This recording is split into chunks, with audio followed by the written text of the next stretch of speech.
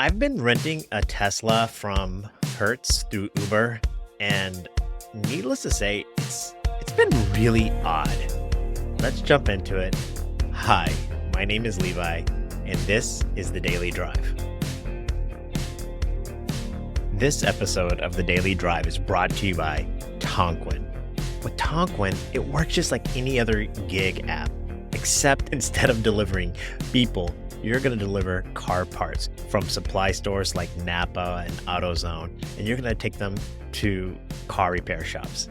It works really well. Go to their website, check them out, Tonquin. Let them know that Levi from Tip You in the App sent you. Before I talk to you about my Tesla, let's do a quick review of the news. First, the Freelance Informer, somebody I've never heard of, says that the look that pays, why freelancers with glasses and sometimes beards, they get more gigs according to Harvard.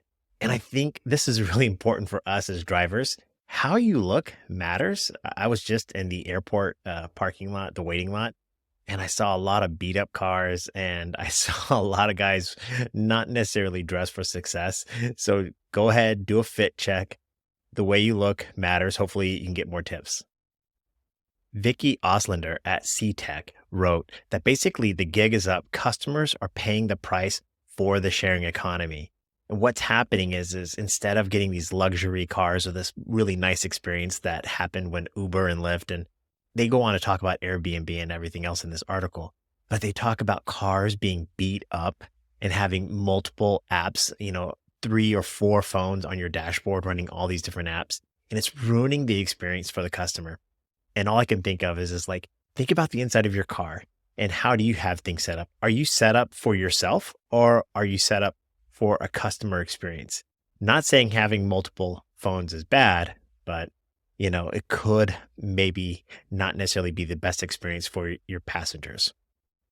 Emily Marshall at the CT Mirror wrote an op-ed, and basically what she wants to do is prevent more car crashes. Connecticut is having a lot of loopholes in their laws. And she talks specifically about drivers that are being distracted with their hands off the phone or hands off the wheel and their hands are on their phone, such as eating and stuff like that. Distracted driving is really dangerous. And then of course, I think about you and me. And I think I get distracted. I'm distracted by the Uber app often. I get distracted by my passengers, and it can be really dangerous. All I recommend is pay attention to the road. The passengers want a safe trip, and that's your number one job as a driver. Be safe. Don't be a distracted driver. I know I can be sometimes.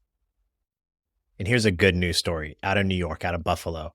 An Uber customer ditches their Airbnb to get a city tour with a 70-year-old driver. So Josh Taylor at Dextero wrote, Uber customer ditches the Airbnb to get a city tour with a 70-year-old Uber driver. The passenger's name was Cam, and he's in town to go see the Buffalo Bills and the Pittsburgh Steelers game. And he basically got a tour from this guy. I didn't even remember his name, but my Uber driver is like 70 plus. His wife passed away 2 years ago, and he just drives to make the days go by fast. And I know we're all in this gig to make money. I'm not saying you should ever drive for free, but I've done this. I've turned the app off and just given tours. It's a great way just to meet people. So if you have the opportunity to do something special, do it. And I just think about this guy, the 70-year-old guy out in Buffalo. Man, I tell you what, I hope I am out there driving and doing something as valuable for me and my life and the people around me in my community when I'm 70. So great story there. Have you checked out VOOM Rideshare Insurance? It's insurance for rideshare made easy. With VOOM, you only pay for your non-commercial miles. That means when you're on the Uber or Lyft app, you're covered by Uber and Lyft. That means that a driver who drives more than 30 hours a week can save upwards of 60% than other traditional policies. It's really simple. All you have to do is go to their website, connect your accounts, and get a quote from VOOM. Click on the link in the description and let the team at VOOM know that Levi from Tip You in the App sent you. VOOM Insurance. Go check them out. They're great. Thank you so much to the sponsors and again, fans of the show. Go check all the sponsors, go to their websites and let them know that Levi from Tip You in the App sent you. Now, real quickly before we get to Tesla, I just want to say shout out to Jeff. If you go to the website and sign up for my email newsletter, I'm giving away free copies of this book. So again, go check out Jeff's book if you can. It's Sunnyside, Driving on the Sunny Side with Jeff, with 10,000 strangers. There you go. It's kind of hard to read it and show it in my screen at the same time, but Jeff's books just came out. I've got a bunch of copies and I want to give them out to the fans of the show. So please go to the website, sign up for the email newsletter, and that would be great. And I'll give out the book. Now let's talk about the Tesla. First and foremost, it was easy to rent the Tesla, but it's expensive. I hit a deer. My Prius is going to be in the shop for the next 13 weeks, and I need a car. We're a one-car family, and there's no way for me to make money as an Uber or Lyft driver. So it's kind of like an insurance policy is the way I look at it. It was easy to do. It took just a couple of hours, and it's expensive. So there's that. The Tesla itself is a very exciting car to drive. Obviously, it's much faster than my little Toyota Prius, and it's got some neat technology to it. The sunroof, or it's like a total glass roof, and passengers seem to notice there's more room in the back seat. It kind of reminds me of my Toyota Avalon. I had an Avalon before I had the Prius. However, the door handles are really frustrating. Passengers, I'd say about half of my passengers just don't even know how to get in the car. They walk up to the door, you got to push it in and pull the handle out, and that can be really frustrating for the passengers. And the ride, while it's as big as my Avalon on the inside, the Tesla has a more sporty, hard feel. Even my Prius has a softer, smoother ride. And I drive in Syracuse, which means I hit every pothole and every bump, and I can feel it. So, the Tesla's good, but it can have some room for improvement as a rideshare drive for an older guy like me. Okay, the fast charging works. It's a little complicated at first, and you have to coordinate your schedule. You have to think about it. The closest fast charger to my house is about 30 some odd miles away. So, and I don't have a way to kind of fast charge at my house yet, and we'll talk about that. But it works. And so as long as you just think about coordinate your schedule, you can go there. It takes somewhere between 15 minutes to upwards of an hour to fast charge. So I fast charge at a mall, which means I just go in and get some coffee and I go for a walk and stuff like that. But it's more expensive per mile to fast charge my car than it is for Prius gas, and that per mile. So if you have a car with maybe lower gas mileage than a Prius, like if you're getting 25 or 30 miles to the gallon, I bet you they're comparable. But with the Prius, it's definitely cheaper to drive Prius per mile using fuel.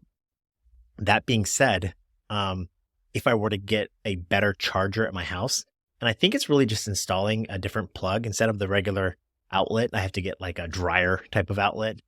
And I'm not an electrician, so I don't really know the exact details. I could do better than what's called trickle charging overnight, because right now I only get, 30 to 40 miles of range charging my car, the Tesla, overnight at my house. Whereas if I were to charge it with this level 2 charger, I would probably get somewhere like 120 to 150 miles, they say. So maybe I'll try that. Okay. Now let's get into the actual dollars and cents here. I'm getting more per ride, like a lot more. A ride that I would normally take for 10 minutes, a couple of miles, it would pay me $6, with my Prius. Uber is paying me like $12. And there's not a surge. I haven't done the actual analysis of every single ride, but it's just odd. I mean, I'm getting like rides across Syracuse that would be like 10, 15, maybe even $18 that Uber's paying me like $27 for. And it's not a surge. I can't figure it out. Uber is losing money. Let me dive a little deeper into that. But before I dive in deeper, let me show you this real quickly. I'm doing a spreadsheet I will give you a more detailed analysis in another video. But it looks like right now I'm making more money, right, with the Tesla. So last week, I think I made $79 more than I normally would have made because of the $1 EV credit. But I'm getting $200 more in expenses with the Tesla. So I'm losing money with the Tesla. So the Tesla is not a financial, renting a Tesla from Hertz is not a financial long-term solution. And when I say I have $200 more in expenses, I'm including everything. So with my Prius, I'm talking about there's gas, there's maintenance, and there's depreciation and insurance, where when you rent a Tesla, all you have to do is pay the rental fee and pay the charging costs. So it's really complicated, and it's kind of an off season for me. The college kids are coming back right now. So in another week or two, I'll have much better numbers. But right now, it's pretty obvious. It's better to own your car than rent it, right? But let's go back to them losing money. Okay, so Uber's losing money, and I got my statement this week, and they lost $24. This isn't the first time this has happened. Uber has lost money on a given week every now and then, but not at this time of year. This time of year is really slow. Like I drove like almost a full week and I only made, like I say, $1,000. It's not even busy yet. The per ride was way up, a lot more than I normally would get. And so they're losing money and I can't figure that out. Let me show you what I mean. Today, Monday, when you see this video, I don't know when you see this video, but today, Monday, here is a list of all the rides that I took. I took 13 trips. I made $187. I drove for about 6 hours online, and you can see the tips are way down. So it's not a normal tip thing, which is kind of odd, right? You'd think I'd get more money or more tips with the Tesla, but my tips have dropped driving the Tesla compared to the Prius. But okay, customers paid, and I took the tips out of this. The customers paid $200. I made $180. Uber's take was a negative 41, and the fees were 61. So even like if they're making money in those fees, which included airport fees, taxes, that kind of stuff, commercial insurance, it just didn't make any sense, right? And that's just today, but I saw that last week, and let me show you some of these rides, what I mean. Here's 3 rides today where the customer paid 20 some odd dollars, and I made 27. The customer only paid 20, but I made 27. So Uber lost $13 on that trip. And another one, $14, customer paid, and Uber lost $6. I made $17. And then just one more, Uber lost $5. So just on these 3 rides, like Uber lost 20, $25, give or take. That's a lot of money. In fact, they only made money, Uber's take, on 3 rides. One, they made $4, which is normal, right? And then one, they made 56 cents, and one, they made 89 cents. So I'm highly cynical about this. I don't know how to explain it. So Uber's charging me, or Hertz is charging me a lot of money to rent a Tesla, and I'm losing money there. But they're making it up on the back end by paying me more. So it's only been 1 week. Today was my 8th day driving the Tesla. And in a couple of Fridays will be my normal Friday. If you've seen what I do on a Friday at a college town, I typically take 45 to 55 trips. And I take all the short trips and I make somewhere between $350 to $500 depending upon the promotion and the tips and stuff. Let's see how those days pan out. So give me a couple more Fridays. I'll keep updating you on the Tesla. But what's your take? Why would I make more per trip?